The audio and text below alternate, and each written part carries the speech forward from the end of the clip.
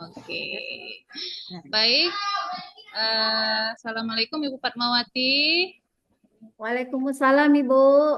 Ya, bagaimana kabarnya? Alhamdulillah sehat Bu. Ya, sudah siap diuji ya? Insya Allah saya siap. Oke, baik. Untuk memulai ujian komprehensif ini, marilah kita membaca Bismillah dulu. Bismillahirrahmanirrahim. Baik, disilahkan untuk Bapak Ibu dosen kita.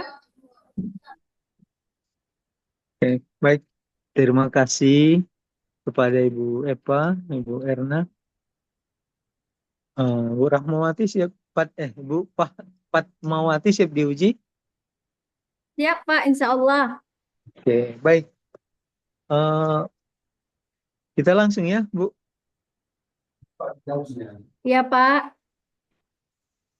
Bagaimana Ibu mempraktekkan, bagaimana Ibu mempraktekkan menarik perhatian dan memotivasi siswa? Silakan. Izin Pak, biasanya saya supaya menarik perhatian siswa, saya tuh agak sering melakukan ice breaking. Selain ice breaking juga saya ngasih Langsung, motivasi. langsung aja. Ya Pak? Langsung aja dulu buat. Oke. Ice breaking saya contohnya seperti, ayo anak-anak ibu berdiri semua. Mari kita lakukan ice breaking sejenak sebelum memulai pelajaran. Ayo, mulai kita yuk. Tangan diputar-putar, bertepuk tangan. Tangan diputar-putar, peganglah bahu. Tangan diputar-putar, peganglah lutut. Digoyang-goyang, digoyang-goyang, digoyang-goyang. Oke, oke. Diputar. Udah, Pak? Oke, Oke, Pak. nah, baik. Kemudian kita selalu dalam mengajarkan berinovasi. Nah, termasuk dalam inovasi itu adalah memanfaatkan media-media pembelajaran ataupun sumber-sumber belajar yang berbasis Ya, online. Nah, ya, Pak. kalau yang terkait dengan media pembelajaran, apa yang Ibu manfaatkan? Kalau yang terkait Pak, dengan sumber belajar, apa yang Ibu manfaatkan? Silakan. selain terkait dari sumber pembelajaran, media yang saya gunakan itu selain saya menggunakan Infokus, saya juga bisa menggunakan dari internet atau YouTube, kemudian dari media-media poster, banyak Pak.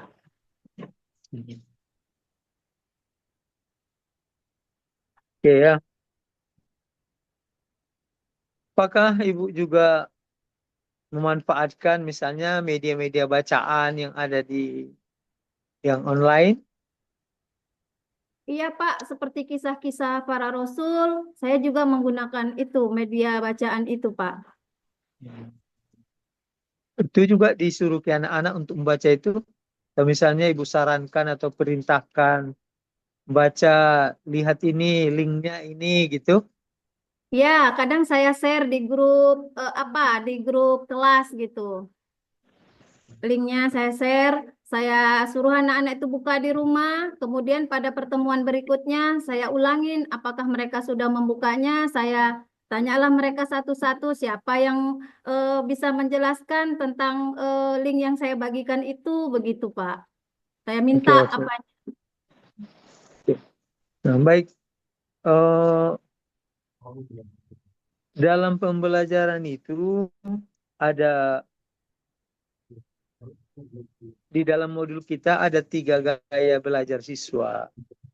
Coba dulu Ibu jelaskan yang 3 itu dan kira-kira dan Ibu jelaskan juga bagaimana Ibu sebagai guru untuk menerapkan kegiatan pembelajaran sesuai dengan gaya itu. Silakan.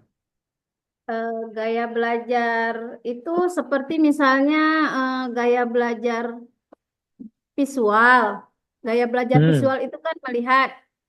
Nah, di sini anak-anak itu saya bawa untuk melihat, misalnya poster-poster tentang kerajaan-kerajaan Islam terdahulu, serta poster-poster tentang kisah-kisah para rasul.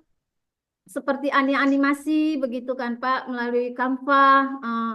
Kalau kemudian ada gaya belajar auditori seperti mendengar. Nanti saya berceramah, mendengarkan kisah-kisah para rasul misalnya. Anak-anak murid mendengar. Kemudian gaya belajar kinestetik itu kan bergerak. Itu kan kalau bergerak itu kan Pak, saya itu eh, lihat kondisi materi yang saya ajarkan itu seperti contohnya itu praktek-praktek sholat, praktek berwudu gitu Pak salah satunya. Jadi kalau misalnya berwudu, kinestetiknya di mana lah itu? Kalau berwudu itu cara mereka Pak, cara murid itu menggunakan air melalui pengalaman secara langsung gitu. Oke. Jadi kinestetik itu eh, ada yang cara belajarnya biar dia nangkap, harus ikut dia secara langsung dalam Iya Pak, kegiatan ataupun pengalaman belajar itu. Nah, iya Pak, itunya, itunya kinestetiknya. Nah, iya Pak, sebagian melihat saja udah paham dia. Sebagian mendengar saja udah paham. Sebagian harus ikut dia. Ikut iya dia Pak, dari dalam pengalamannya baru tahu dia. iya Pak, Itu iya, kinestetiknya ya, Bu. iya Pak. Oke. Dalam pengembangan pembelajaran itu ada TP, ada ATP, ada TIPAK, ada PBL, PJBL. Nah, kalau TP mungkin udah tahu Ibu ya. ATP, kalau ATP apa itu? Alur tujuan pembelajaran itu Pak. Apa itu? Seperti contohnya itu tujuan pembelajaran itu peserta didik mampu menyebutkan Hmm. nama-nama Rasul. Peserta Hmm. didik mampu menyebutkan sifat-sifat Rasul. Begitu Pak kira-kira. Itulah ATP. ATP. Hmm.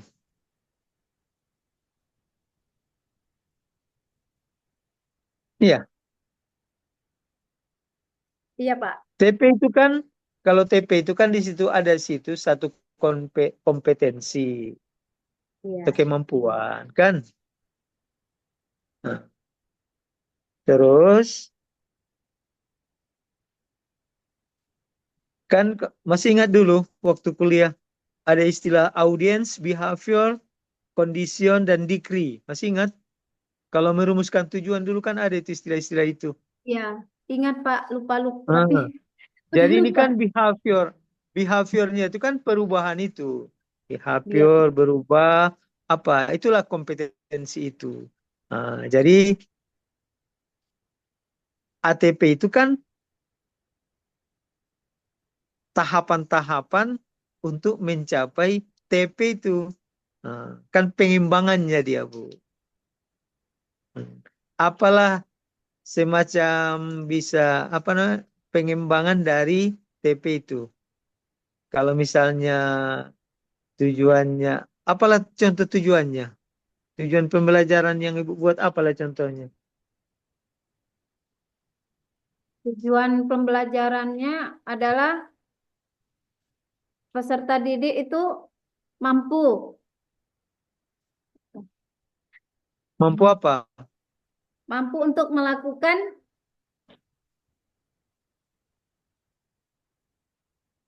peserta didik itu mampu untuk melakukan cara-cara melakukan wudhu.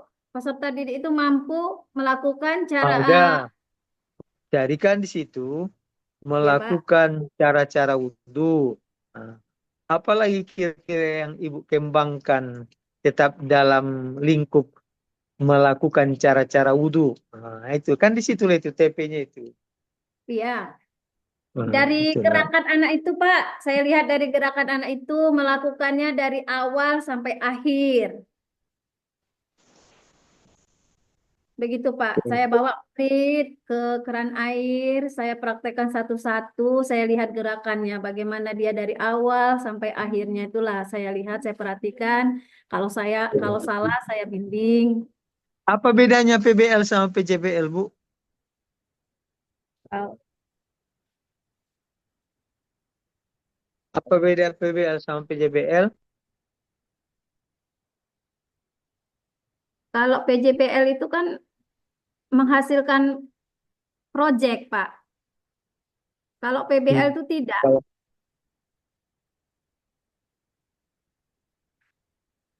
gitu, Pak. oh gitu, gitu aja ya. Oke. PTK itu ada pendahuluan, ada teori, ada metodologi kan Bu. Nah, Iya, Pak. kalau teori apa isinya? Kalau kajian teori apa-apa itu di dalam isinya? Teori itu isi-isinya seperti salah satunya yaitu landasan, penelitian terdahulu, dan hipotesis penelitian, Pak. Hmm. Hipotesis penelitiannya. Ya, Apa itu Pak. hipotesis penelitian?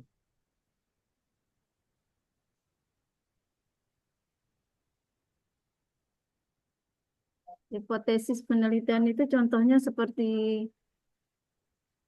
percobaan. Ibu lah, hipotesis penelitian yang Ibu buat dalam PTK itu apa?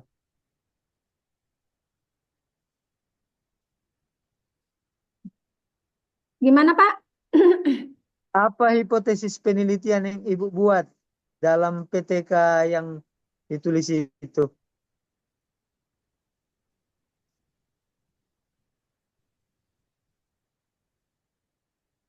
Hipotesis penelitian yang saya buat itu, saya kan materi saya kan Pak beriman kepada Rasul. Ja- Hmm. Jadi saya itu membawa murid itu untuk menghafal 25 Rasul. Udah Hmm. gitu sifat-sifat Rasul. Hmm. Begitu Pak.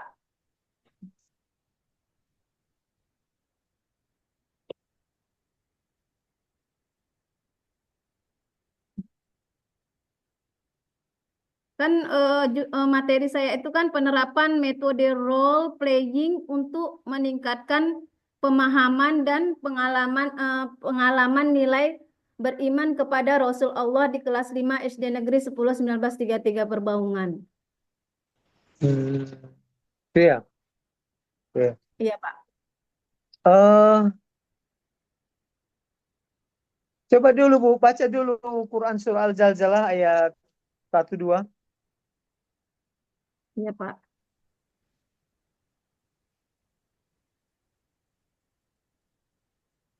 A'udzu billahi minasy syaithanir rajim.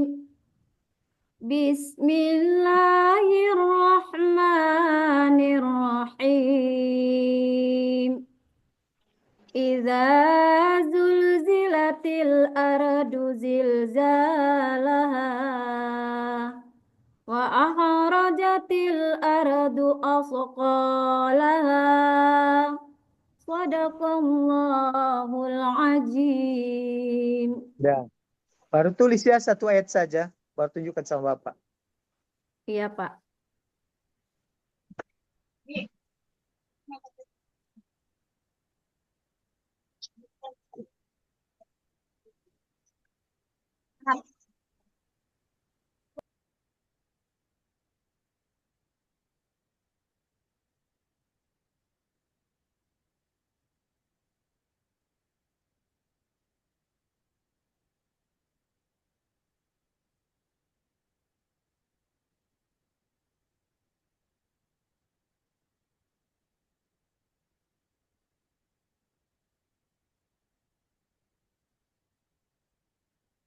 Udah, Pak.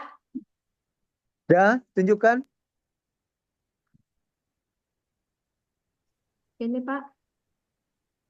Enggak nampak. Matikan dulu backgroundnya.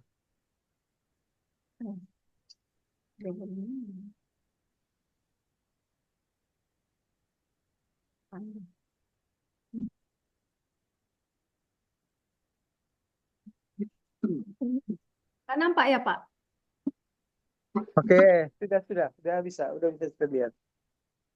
Nah, udah Coba. sekian dari untuk Fatmawati, silakan Bu Erna. Baik, Pak. Terima kasih. Kita lanjut, Bu Fatmawati. Iya, Bu. Materi Ibu apa? Materi saya, Bu, penerapan metode role playing untuk meningkatkan pemahaman dan pengalaman nilai beriman kepada Rasul Allah. Oh, materi saya ya, Bu. Kira judulnya. Materi saya, Bu, tentang beriman kepada Rasul Allah. Beriman kepada Rasul Allah ya. Iya, Bu.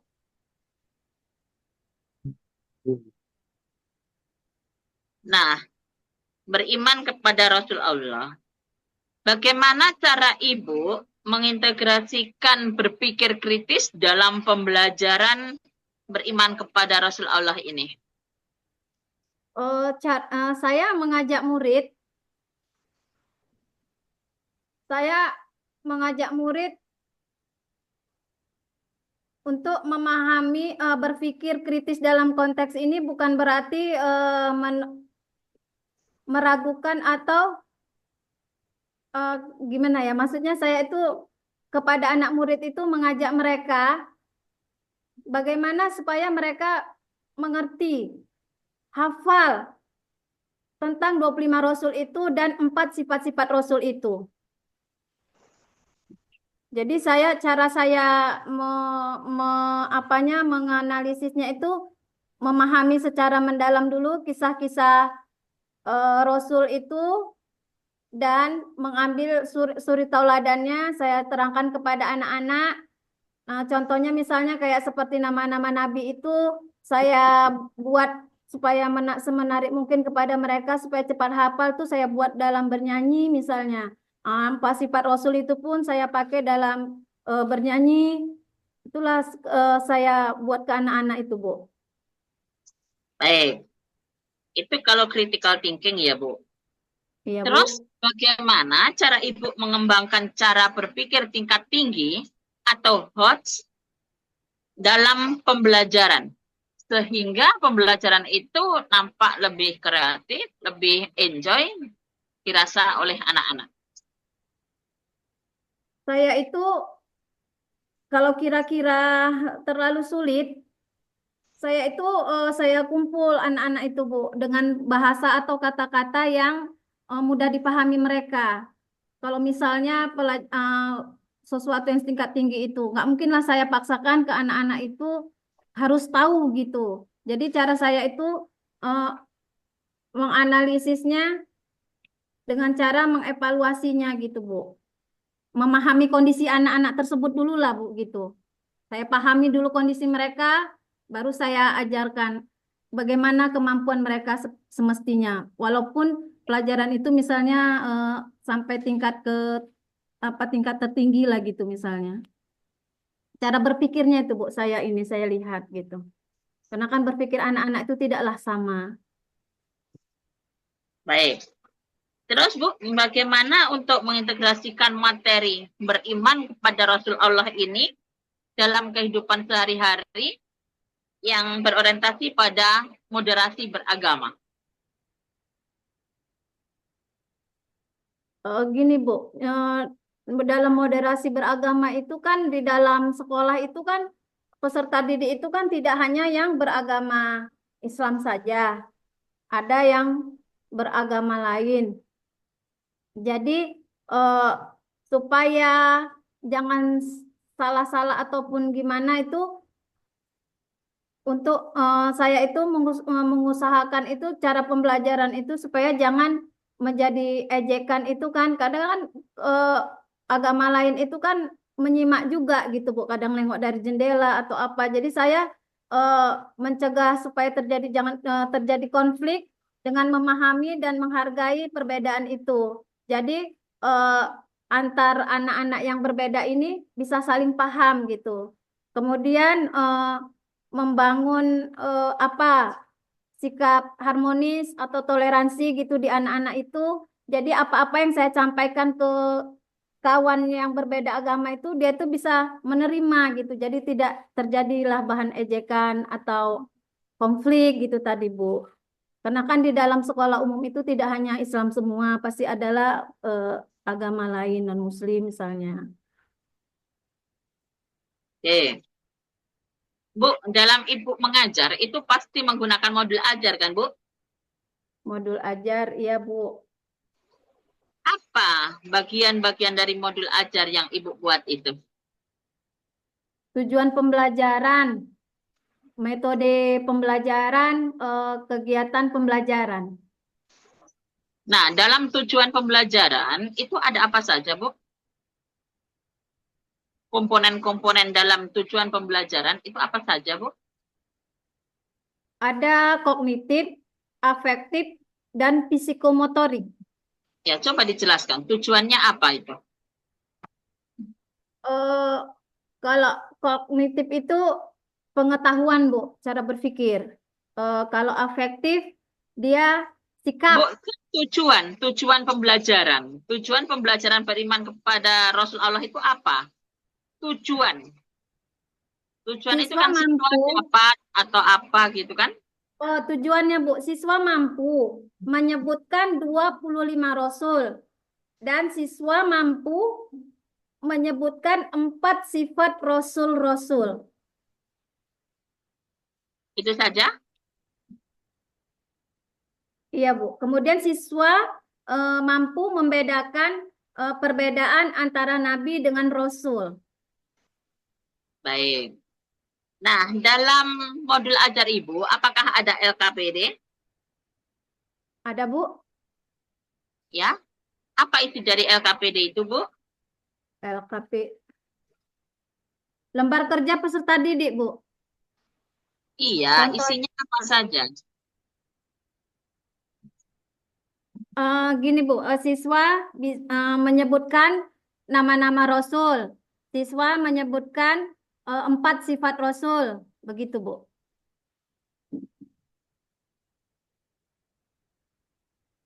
Ya, di LKPD itu ada apa? Misalnya ada tesnya apa? Misalnya pilihan ganda, tes IC, Oh, menjodohkan, itulah maksud saya. Jadi iya, iya. isinya Di dalam seperti itu. Ada informasi umum seperti pilihan ganda, isian, uraian, begitu, Bu. Esai juga Ada tidak, Bu? Remedi atau pengayaan? ada, Bu. Misalnya kalau murid itu tidak mampu atau nilainya itu kurang, tidak sesuai dengan KKM, itu saya buat remedial. Baik. Sekarang, Bu, jelaskan yang Ibu pahami tentang asesmen.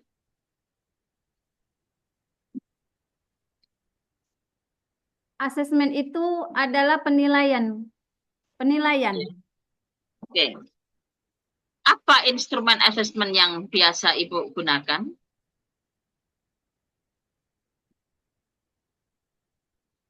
Biasa yang saya gunakan seperti diagnosis, kemudian formatif, kemudian sumatif. Coba jelaskan berkenaan dengan asesmen diagnosis itu yang bagaimana?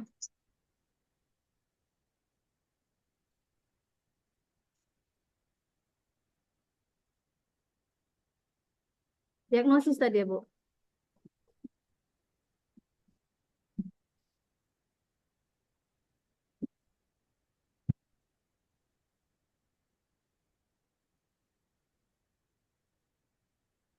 Diagnosis misalnya, lupa saya lah, Bu. Mengenal kemampuan siswa peserta didik. Diagnosis. Mengenal kemampuan awal peserta didik. Diagnosis itu. Misalnya gini, Bu, mengenal kemampuan awal peserta didik dalam pembelajaran. Baik. Silakan Ibu jelaskan yang Ibu pahami tentang P5. P5 itu Profil pelajar Pancasila. Masih 4 itu, Bu. Kurang 1.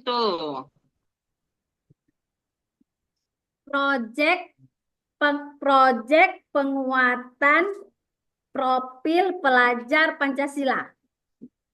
Kegiatan apa yang pernah Ibu lakukan berkenaan dengan P5? Biasanya kami Bu, saya di sekolah itu gotong royong begitu Bu. Kan kebetulan di sekolah itu Bu, kami ada kegiatan gotong royong itu di setiap hari Jumat. Selesai senam itu kami melakukan gotong royong bersama. Itulah P5-nya kami Bu di sekolah. Berarti Iya. sebatas gotong royong, Bu, untuk P5-nya yang sering dilakukan di sekolah Ibu? Garis besarnya begitu Bu. Menanam Baik, bunga terima juga, kasih. ya juga menanam pohon, menanam tanam-tanaman gitulah Bu. Selain gotong royong, digalakkan juga itu. Oke, terima kasih. Iya Bu. Demikian Bu Fatmawati dari saya. Terima kasih. Saya kembalikan kepada Ibu Eva. Alhamdulillah, Bu Fatmawati telah selesai untuk ujian komprehensifnya. Silahkan Iya, Bu. di stop recordnya, Ibu.